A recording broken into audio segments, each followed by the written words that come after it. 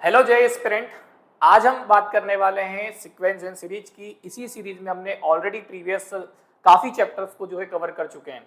Now today we will discuss about sequence and series. इस series में मैंने most of the repeated जो problems है या जो बहुत ही ज्यादा यूज होने वाला कॉन्सेप्ट है हर एक चैप्टर से, वो सारे हम लोग यहाँ पर कवर कर रहे हैं। तो आज बारी है उसी सीरीज में सीक्वेंस एंड सीरीज की, है ना। नाम भी देखो आप, उसी सीरीज में सीक्वेंस एंड सीरीज की बारी है ना। तो डिस्कस करेंगे। सीक्वेंस एंड सीरीज का कॉन्सेप्ट है 11th 12th के लिए यूजफुल है ना। 11th एंड 12th के लिए यूजफुल कॉन्सेप्ट है। सीबीएसई में भी पूछा जाता है, तो जेई में तो बहुत ज्यादा इंपॉर्टेंट है ही। ये 1 से 2 प्रॉब्लम हमें हर साल हर पेपर में लगभग आपको मिलने वाले हैं यहाँ पर। तो सीक्वेंस एंड सीरीज के टॉपिक को आज डिस्कस करेंगे। इसका मैं पूरा एनालिसिस करके आज आया हूँ कि एक्चुअल में पेपर में किस पैटर्न पे प्रॉब्लम ज्यादा होते हैं, और मैंने टारगेट किया है वो मोस्ट ऑफ द रिपीटेशन जो बार बार पूछे गए हैं। तो कम से कम एटलीस्ट इनको तो ऐसा किया जाए कि अगर इस पर बेस्ड प्रॉब्लम आ गया तो बिल्कुल हमारे जो है 4 मार्क्स कहीं नहीं जाना चाहिए, है ना। तो इसी सीरीज में आज हम लोग डिस्कस करेंगे, और आई होप इस सेशन के बाद आपको सीक्वेंस सीरीज में एक पॉजिटिवनेस के साथ आप काम करेंगे, है ना। चलिए स्टार्ट करते हैं। हाँ, तो आज इस सेशन को स्टार्ट करते हैं और देखते हैं इसमें एक्चुअल में करना क्या क्या है, क्या क्या पूछा जाने वाला है, क्या क्या इस पेपर का मैंने जो एनालिसिस किया है वो क्या है एक्चुअल में। तो देखिए यहाँ पर सिंपली सीक्वेंस एंड सीरीज के कॉन्सेप्ट की हम लोग बात करने वाले, टॉपिक जो इसमें कवर करने वाले, मोस्ट रिपीटेड जो पार्ट है कॉमन एपी वाला प्रॉब्लम, बहुत फेमस है, बार बार पूछा जाता है, लगभग मिल जाता है। मतलब 2 से 3 पेपर में, 1 या 2 में तो आपको देखने को मिल जाएगा, 3 पेपर हम लोग लेते हैं तो। अरिथमेटिक प्रोग्रेशन, अच्छा हाँ, इसमें भी हमारे पास डिफरेंट टाइप्स ऑफ सीरीज है। उसमें से सबसे ज्यादा अरिथमेटिक प्रोग्रेशन के हैं, जो कि नॉर्मली हम लोग 10th में भी पढ़ते हैं, मतलब 10th से इसकी कहानी जो स्टार्ट हो जाती है। तो यहाँ भी हमें ऐसा कोई डर होने वाली बात नहीं है। तो ये हमारा एक फेवरेट प्रॉब्लम में से एक होगा। मैंने जो इसमें देखा है 2025 में, वो 14 प्रॉब्लम्स आउट ऑफ 27 एपी के, 27 में से 14 मतलब 50% अकेला एपी लेकर बैठा हुआ है। तो क्यों ना इसे ऐसा कर लिया जाए कि इसके 4 मार्क्स जो है हमारे कहीं भी ना जाए, ठीक है। और इस बार हम लोग डिस्कस करने वाले हैं जेईई मेंस के सारे पीवाईक्यूज, जितने पीवाईक्यूज स्पेशली जो बार बार रिपीट हुए हैं या कॉन्सेप्ट जो बार बार पूछा गया है, सेम कॉन्सेप्ट पर प्रॉब्लम है, वो सारे हम लोग यहाँ पर करने वाले हैं। तो इस सीरीज का अगर आपने एक चैप्टर, सारे चैप्टर्स कवर कर लिए, तो ये मान लीजिए कि आपको क्वालिफाई करने से कोई नहीं रोक सकता है। अभी अगली सीरीज में हम लोग वो सारे प्रॉब्लम करेंगे जो 2022, 23, 24, 25 के पूरे प्रॉब्लम में आपसे करवाने वाला हूं। लेकिन मैंने इसको सेपरेट इसलिए रखा है ताकि ये ऐसे कॉन्सेप्ट्स हैं कि जो बार बार रिपीट हो रहे हैं, तो इनको ऐसा बनाया जाए कि हमें कहीं प्रॉब्लम ना हो, ठीक है। चलिए आगे बढ़ते हैं। तो आज के सेशन की शुरुआत करते हैं और सबसे पहला प्रॉब्लम जो है इसका सॉल्व करते हैं। सब जैसा मैंने मेंशन किया था कि यहाँ पर इसमें कॉमन टर्म्स के प्रॉब्लम बहुत देखने को मिलते हैं, बहुत ही बहुत, है ना। तो कॉमन टर्म्स के प्रॉब्लम बहुत देखने को मिलते हैं, तो सबसे पहला प्रॉब्लम भी जो है हमारे पास यहाँ पर कॉमन टर्म्स का प्रॉब्लम ही देखने को मिल रहा है। चलिए स्टार्ट करते हैं। देखिए हमारे पास यहाँ पर क्या दिया हुआ है, इस बात को पहले समझ लेते हैं कि लेट एक ए सीरीज है, फर्स्ट एपी है, और बी भी जो एक एपी है, क्योंकि 9, 16, 23 डायरेक्ट हमें दिख रहा है यहाँ पर 7 का जो डिफरेंस देखने को मिल रहा है सेकंड वाले में। Be a set consisting of 2025। देखो है ना, ये इस तरह की चालाकी बहुत करते हैं। 2025 में पूछा है तो यहाँ 2025 डाल दिया, 24 में पूछेंगे तो 2024 डाल देंगे। ये चालाकियां बहुत दिखती है। Are two arithmetic progression, then इनके इंटरसेक्शन में एलिमेंट्स कितने हैं, मतलब ultimately number of common terms, या ऐसा कहें, sorry number of common terms नहीं, सॉरी यूनियन पूछा है ना, इंटरसेक्शन नहीं यूनियन पूछा है। तो number of element in their union, तो नंबर ऑफ एलिमेंट इनके यूनियन में कितने होंगे पहले उसको समझ लेते हैं। एक बार ध्यान से समझिएगा, मैं नंबर ऑफ एलिमेंट ए के काउंट कर लूंगा, मैं नंबर ऑफ एलिमेंट बी के काउंट कर लूंगा, और हम लोग नंबर ऑफ एलिमेंट ए और बी के कॉमन भी निकाल सकते हैं। तो मुझे क्या निकालना है, तो इनका मुझे यूनियन जो है कैलकुलेट करना है। तो सिंपली ये सेट में भी एक प्रॉब्लम बन गया, क्योंकि अगर ये कॉन्सेप्ट आपको नहीं पता तो समझ लीजिए फिर अपन गड़बड़ में आ गए। क्लियर है क्या, बस मुझे ये काम करना है। तो अब देखो कॉमन एपी का कॉन्सेप्ट मुझे यहां पर यूज होगा। कॉमन एपी का कॉन्सेप्ट मुझे कहां पर यूज होने को मिल रहा है, यहां पर मिल रहा है। तो नंबर ऑफ एलिमेंट्स की अगर बात करेंगे तो देखो ये भी 2025, ये भी 2025। अब मुझे केवल उसमें से कॉमन जो है क्या करना है, निकाल देना है। स्टार्ट करते हैं, बिना देरी किए स्टार्ट करते हैं। पहली जो एपी है, first AP that is a जो है, उसकी टर्म्स में लिख रहा हूं 1, 6, 11, 16 और जैसे यहां पर मुझे 5 का डिफरेंस मिल रहा तो अगला 21 हो जाएगा और फिर से 26 हो जाएगा। ये पैटर्न चल रहा है, क्लियर है। अगर इसका ए में बात करूं तो आपसे फर्स्ट टर्म 1 होगा और डी की अगर मैं बात करूं तो आपको क्लियरली दिखाई दे रहा है कितना है बेटा, 5। मैं यहां पर इसको A1 और D1 के नाम से रिप्रेजेंट कर रहा हूं। सेकेंड एपी जो है बी हमें दिया हुआ है, उसमें दिया हुआ है 9, 16, 23, 30, 37, इस तरह से ये भी पैटर्न चलता रहेगा। और अगर यहां से ऑब्जर्व करें तो ये A2 इसका कितना आ रहा है बेटा, 9 और D2 कितना आ रहा है यहां पर इसका 7, ठीक है। तो देखो इसके लिए मुझे क्या चाहिए, कॉमन एपी, क्लियर है। तो मुझे A इंटरसेक्शन B का जो एपी मिलेगा उसका फर्स्ट टर्म क्या आ रहा है बेटा, फर्स्ट टर्म क्या होगा, इन दोनों का कॉमन कौन सा है, इन दोनों का कॉमन टर्म कौन सा है, वही तो है ना एक्चुअल में। तो इन दोनों का कॉमन टर्म देखो आप 16 मिल रहा है मुझे पहला, तो इसका ए कितना हो गया, 16 हो गया, है ना। यहां पर हमें कोई डाउट होना नहीं चाहिए, ए कितना हो गया इसका, 16 हो गया। अगर मैं इसका डी कैलकुलेट करने जाता हूं तो ये एक्चुअल में कुछ नहीं है, एलसीएम ऑफ D1 D2 है। तो दोनों का D1 D2 कितना जाएगा बेटा, 35। दोनों का D1 D2 कितना जाएगा, 35 जो है मुझे देखने को मिलेगा, क्लियर है। आई होप यहां से हमें कोई प्रॉब्लम अब नहीं होना चाहिए। चलिए आगे स्टार्ट करते हैं। अब एक्चुअल में इसको समझने की बात यह है कि जैसे मुझे इसकी टर्म्स चाहिए, जैसे फर्स्ट टर्म कितना हो गया 16, तो अगला टर्म कितना आएगा, तो अगला टर्म इसका 35 अगर इसमें ऐड कर दूंगा तो मेरे ख्याल से 51 आ जाएगा, क्लियर है। फिर मैं इसमें 35 ऐड करूंगा तो कितना हो जाएगा, 86 हो जाएगा। इस तरह से ये जो है पैटर्न चलता रहेगा, क्लियर है। लेकिन इस सीरीज में कितनी टर्म्स होंगी ये तो पता करना पड़ेगा ना। देखो इसको भी आप बड़ा लॉजिकली समझ सकते हैं कि एक चीज यहां पर नोटिस करिए कि इसमें भी 2025 टर्म्स है ना। दोनों को एक बार और रीड कर लेते हैं। Be the set consisting of first 2020 terms, दोनों में 2025 है। और एन ऑफ बी में भी कितना है, 2025 टर्म्स यहां पर अवेलेबल है। अब इनमें से कॉमन मुझे पता करना है ना, इनमें से क्या पता करना है, कॉमन। अब मुझे देखो एक चीज ध्यान से देखिए, ऑब्वियसली बात है किसी एक में कोई नंबर जाएगा, लास्ट दोनों की टर्म्स अगर मैं निकाल लेता हूं, मैं निकाल देता हूं आपके लिए। जैसे फर्स्ट जो मेरे पास एपी दी हुई है उसकी जो nth टर्म है वो कितनी होगी वो मुझे कैलकुलेट करना है। तो nth टर्म क्या होता है, a plus n minus 1 into D. मुझे a पता है, मुझे n पता है, सब कुछ तो मुझे जानकारी है, तो फिर किस बात का डर। ये 2025 माइनस 1 इंटू डी, डी कितना है बेटा अपने पास, तो डी है 5। तो after getting simplification 1 plus 2024 into 5, इसको हम सॉल्व कर लेते हैं, कितना बन रहा है, बोले सर ये बन गया 1, ये 5 से मल्टीप्लाई होगा 20, 2 से मल्टीप्लाई होगा 10 प्लस 2 12 और 1 और फिर से 10, फिर से 10, क्लियर है क्या। तो मेरे हिसाब से 10 1 2 1 ऐसा कुछ मुझे एक नंबर मिल रहा है, तो ये इसकी लास्ट टर्म।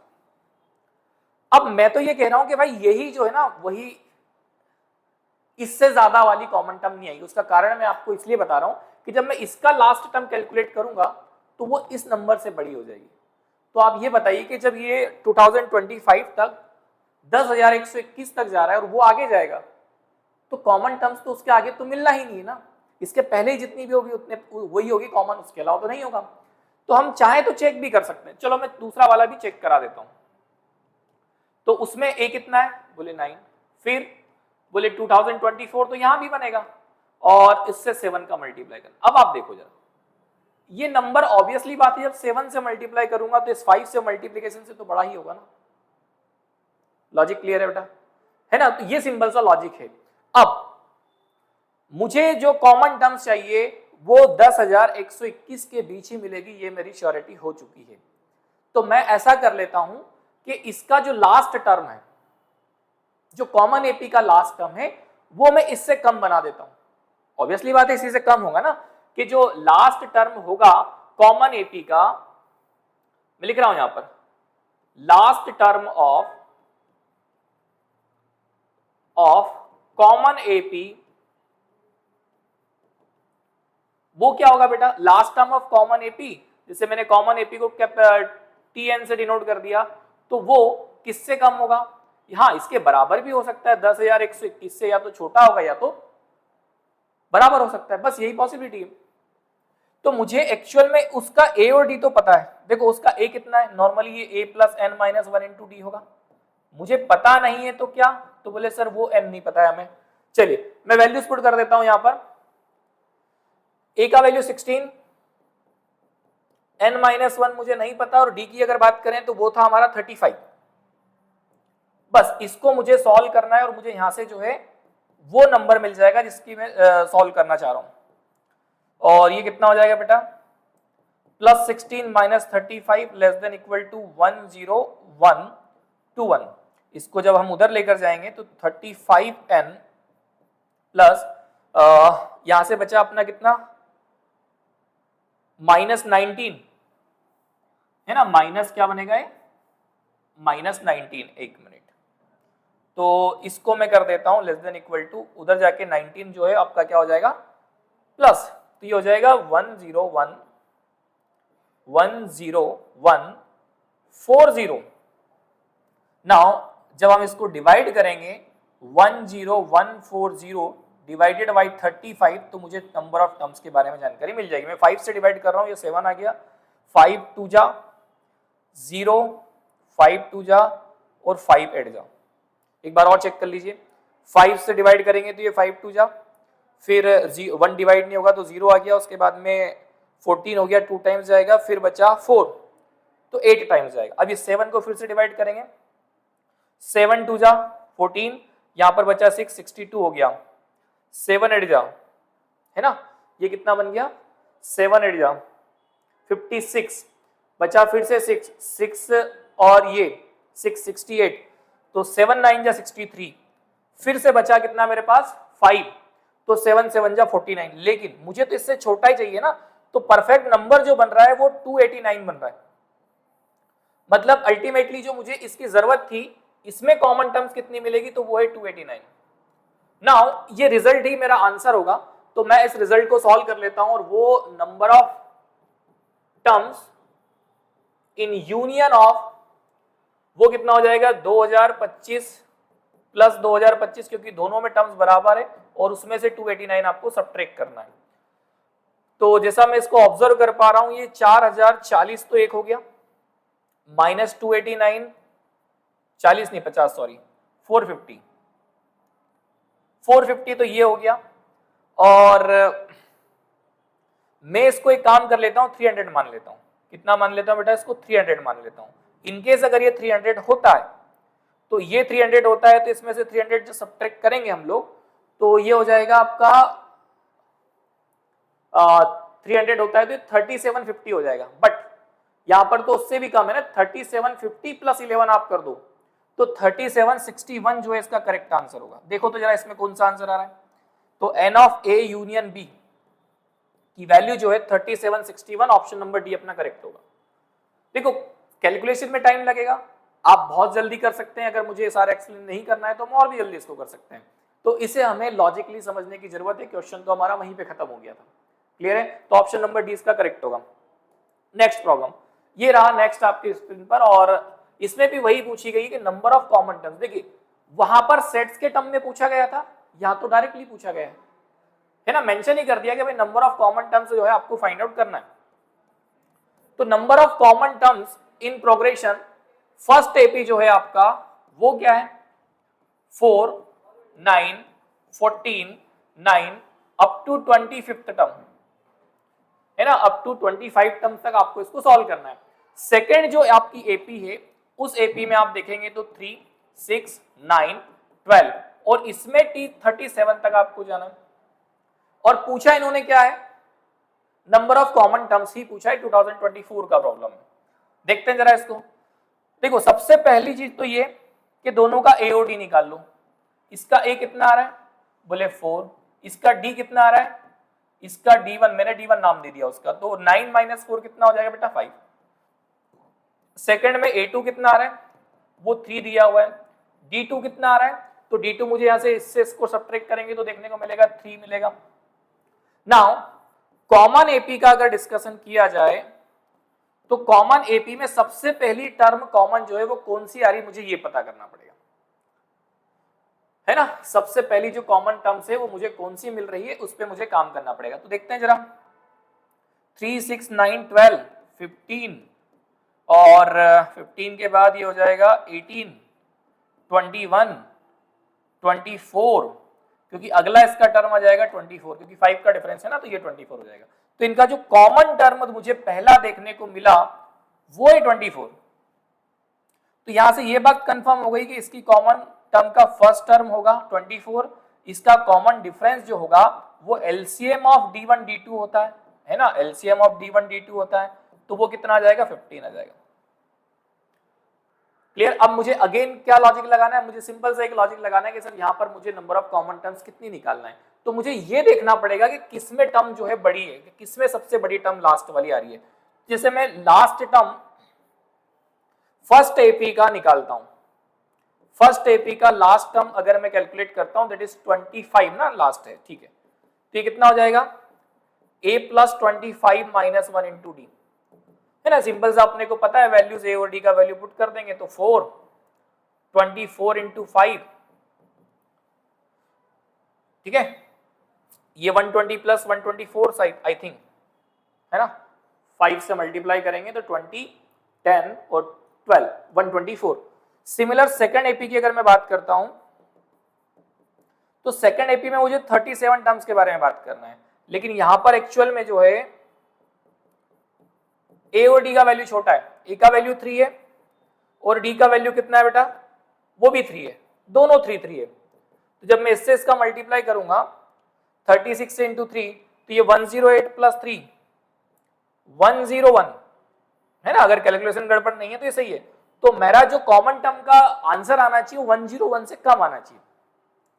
तो nth टर्म या T&S ऑफ कॉमन एपी जो है लेस देन इक्वल टू होना चाहिए 101 से। क्लियर है क्या यहां पर। तो a + n - 1 × d must be less than equal to 101। ए हमने कैलकुलेट किया कॉमन एपी का 24 है, एन मुझे कैलकुलेट करना है ना, एन जो है मुझे क्या करना है, कैलकुलेट करना है।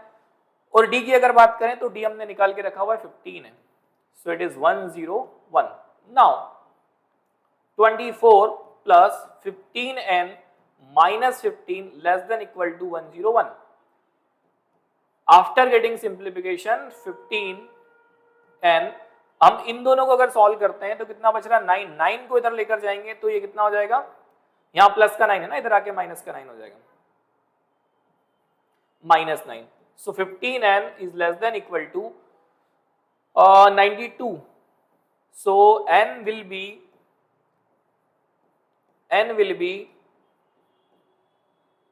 15 6 या 90, है ना। तो 6.1 के समथिंग कुछ आएगा, तो n का वैल्यू कितना आ जाएगा बेटा अपना 6।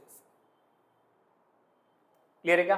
तो n का value number of common terms अगर इसने पूछा हुआ है आपसे और इंटीजर टाइप का प्रॉब्लम है तो आपको बस ये बताना है कि 6 है, लेकिन ये लॉजिक हमारे दिमाग में होना चाहिए, वो बहुत जरूरी है ना। चलिए आगे बढ़ते हैं। नेक्स्ट देखिए, ये भी सिमिलर टाइप ऑफ प्रॉब्लम आपके सामने है। इस प्रॉब्लम को भी आप चाहे तो ट्राई कर सकते हैं, इसलिए मैं इसको ड्रॉप कर रहा हूं क्योंकि 2 प्रॉब्लम मैं ऑलरेडी इस बेस पर आपको करा चुका हूं। तो ये भी 2024 में आपसे पूछा गया प्रॉब्लम है, यहां से कॉमन निकालेंगे, यहां से कॉमन निकालेंगे और 2 अरिथमेटिक प्रोग्रेशन है, then the sum of common terms in them is equal to, मतलब इस बार जो एपी बनेगा उसका सम आपको कैलकुलेट करना है लास्ट में, मतलब आपको सम ए डी और एन फाइंड आउट करने के बाद उसका सम बस आपको निकाल के देना है, वहीं से आपका आंसर खत्म हो जाएगा।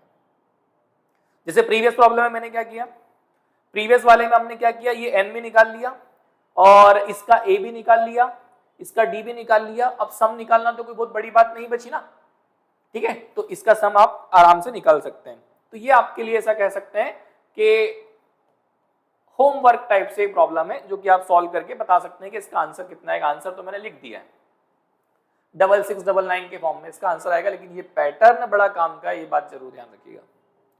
नेक्स्ट, हाँ ये एक ट्रिकी प्रॉब्लम है, क्वाड्रेटिक इक्वेशन के बेस पर इस प्रॉब्लम को बनाया गया है ना। चलिए इसको ट्राई करते हैं, है ना, इसको अपन ट्राई करते हैं। देखो इन्होंने क्या क्या कहा है पहले उसको समझ लेते हैं। कि इन्होंने कहा है कि the roots of quadratic equation are 10th and 11th term of arithmetic progression with common difference D. एक एपी है जिसका कॉमन डिफरेंस जो है दैट इज डी, वो है 3/2 और इसके जो रूट्स हैं, इस इक्वेशन के जो रूट्स हैं वो उसकी 10th टर्म और 11th टर्म है। तो मैं इसको ऐसा कह सकता हूं रूट्स आर, ठीक है, तो इसको मैं कहूंगा T10 और इसको मैं कहूंगा T11। तो T10 और T11 हमारे अकॉर्डिंग क्या होती है ये भी तो जरा समझे हम। तो T10 हमारे अकॉर्डिंग कितना होता है, T10 is equal to A plus 9D, है ना। A ऑलरेडी हमें पता है क्या, तो A हमें पता है, हाँ क्या दिया हुआ है A नहीं पता है हमें, D पता है। तो A plus 9 into 3/2 which is A plus 27/2, ये ठीक है। फिर T11 भी हमें पता है, तो T11 क्या कहता है, तो बोले A प्लस 10D। अगेन इसको जब मैं सॉल्व करूंगा तो A प्लस 10 इंटू 3/2 और यहां से ये हो गया A प्लस 15। क्लियर है क्या। ये दो इक्वेशन मेरे पास यहां पर अवेलेबल है। अब इन्होंने आगे क्या कहा जरा उसको भी पढ़ लेते हैं। If the sum of first 11 terms of this arithmetic progression is 88। इसने कहा है S11 जो है 11/2 2 इंटू A और 11 माइनस 1 इंटू D, इसका सम जो है कितना है बेटा, तो बोले इसका सम है 88।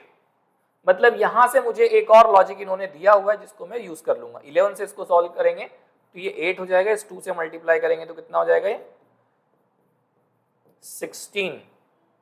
D का वैल्यू जब यहां से हम पुट करेंगे तो 10 into 3/2 5 16, so 2A is equal to कितना हो जाएगा 16 माइनस 15, तो A इज इक्वल टू हो गया 1/2। क्लियर है, सिंपल सा लॉजिक, A इक्वल टू 1/2।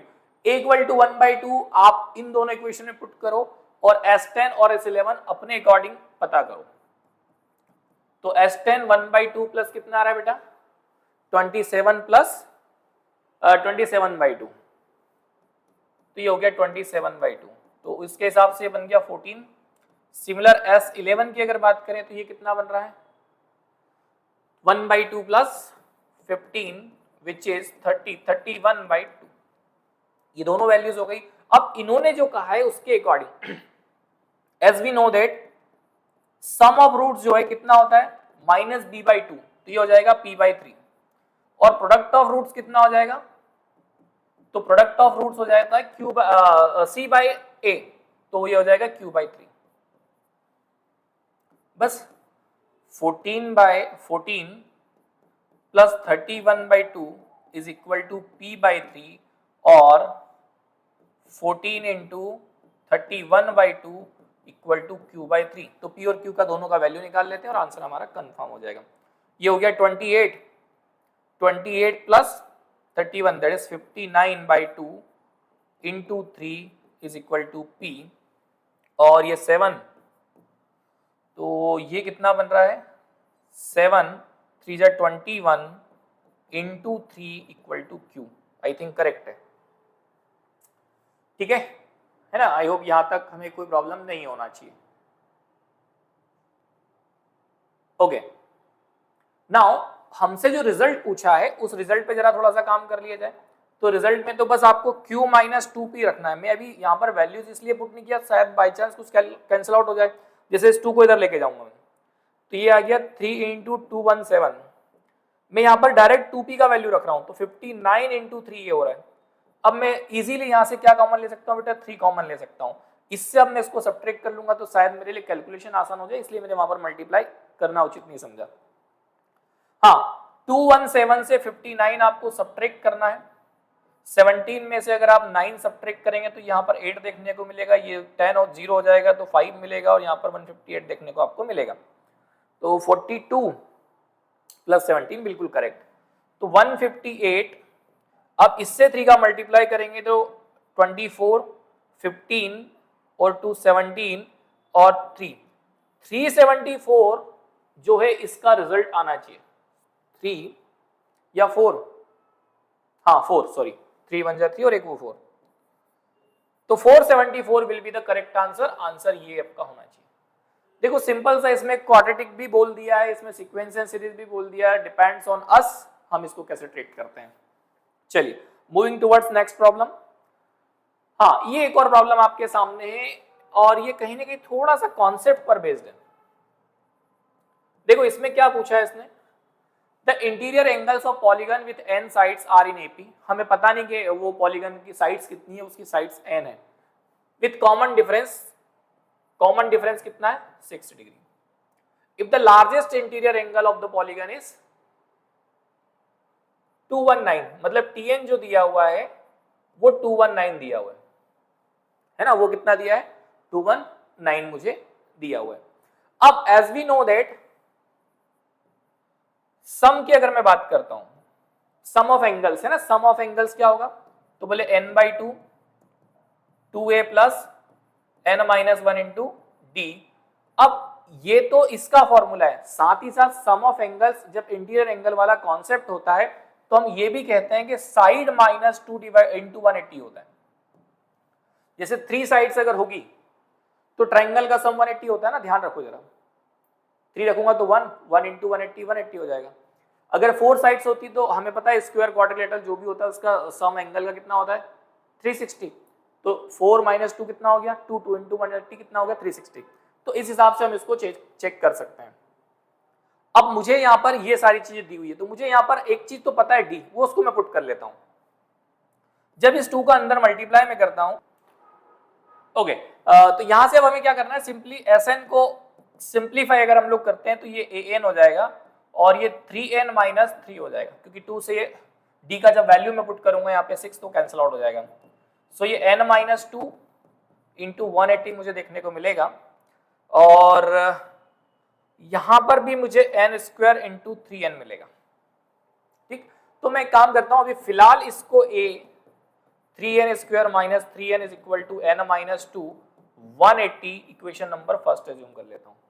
इसके जस्ट बाद हम लोग क्या कर लेते हैं, एक और कंडीशन दी हुई है मुझे tn दिया हुआ है मुझे 219, लेकिन हमारे अकॉर्डिंग क्या होता है, तो हमारे अकॉर्डिंग होता है a plus n - 1 into D.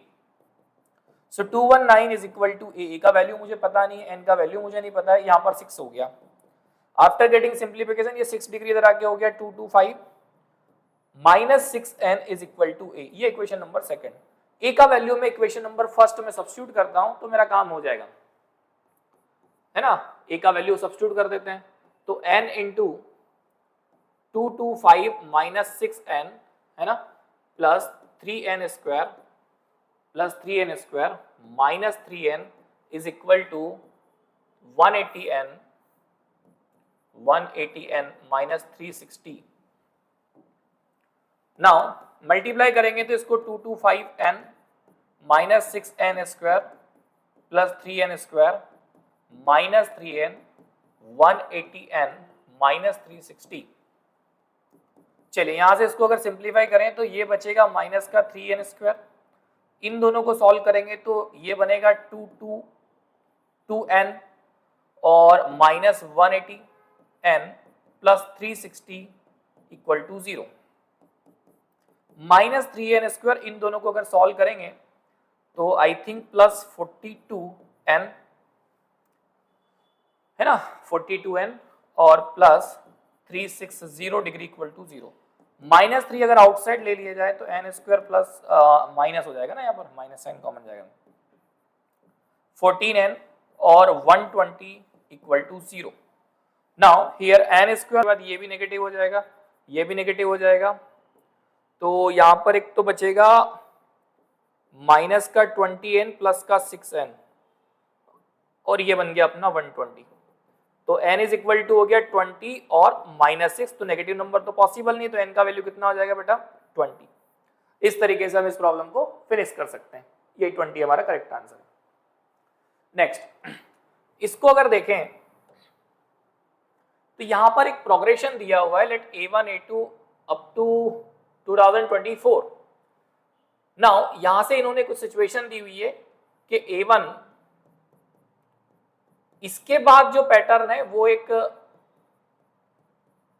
Fixed interval का पैटर्न है, लेकिन उसके पहले जो शुरुआत का और लास्ट का जो टर्म दिया हुआ है उसमें कोई पैटर्न नहीं है।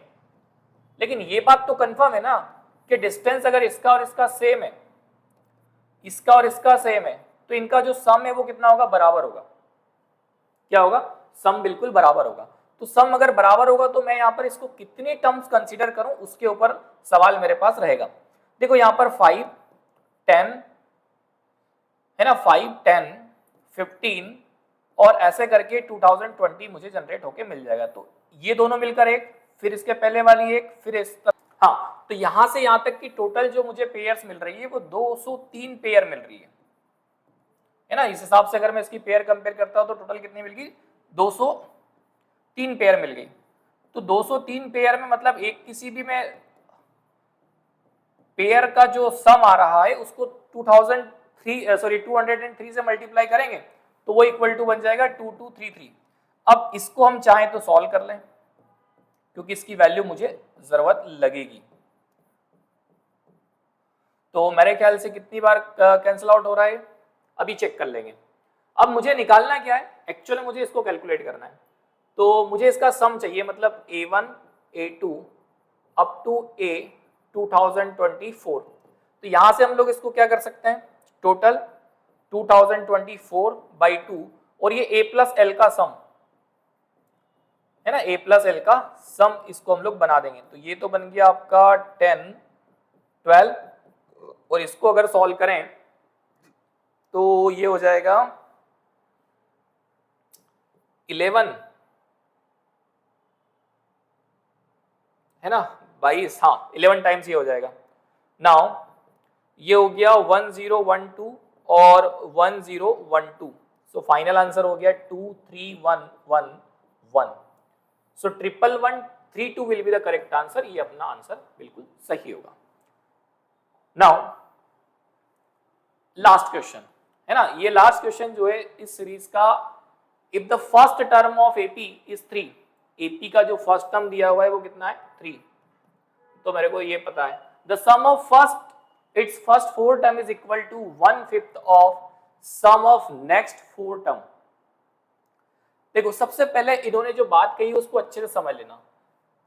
First 4 term is equal to sum of first 4 term, मतलब S4 जो है इक्वल है किसके, 1/5 of sum of next 4 term. तो इसके आगे वाली जो नेक्स्ट 4 टर्म है उनके सम के बराबर है। तो आगे वाली नेक्स्ट 4 टर्म कौन सी होगी, अब देखो सिंपल सी बात है यहां पर कि आगे वाली टर्म जो है 4 + 4 8 हो गई, लेकिन उसमें मुझे शुरुआत की 4 टर्म्स नहीं चाहिए तो मैं हटा देता हूं। ये दो रिलेशन दिए, इन दोनों रिलेशन से मेरा एक तो ए तो ऑलरेडी पता है, अब डी में यहां से निकाल के 20 टर्म का सम आपके सामने निकाल दूंगा। सिंपल सा लॉजिक हमें अप्लाई करना है। तो S4 हमारे लिए क्या हो जाएगा 4/2, या पहले तो मैं इसको सिंप्लीफाई कर लेता हूं, sorry 5S4 is equal to S8 minus S4, इसको इधर लेकर आएंगे तो कितना वैल्यू सब्स्टिट्यूट करना है, 2A कितना हो जाएगा 6 और n-1 मतलब 4 - 1 इंटू डी, और ये हो जाएगा 8/2 अगेन 6 प्लस n बोले तो यहाँ पर कितना आ रहा है 8, तो 7 into D. After getting simplification D जो हमें मिलने वाला है वो यहाँ पर -6 मिलेगा। तो ए का वैल्यू पता है और डी का वैल्यू पता है, बस इसको सब्स्टिट्यूट करना है और ये हो जाएगा 20/2, 3 इंटू 2 19 इंटू -6, सो 10 इंटू 6 और 19 टाइम्स -6 ना, इसको 6 से मल्टीप्लाई करेंगे तो 57 और 114 करके ये मुझे आंसर देखने को मिलेगा। इसे सब्ट्रैक्ट करेंगे तो यहाँ पर -108 so final answer will be -1080 होगा S20। कितना आ रहा है आंसर? ऑप्शन नंबर सी बिल्कुल हमारा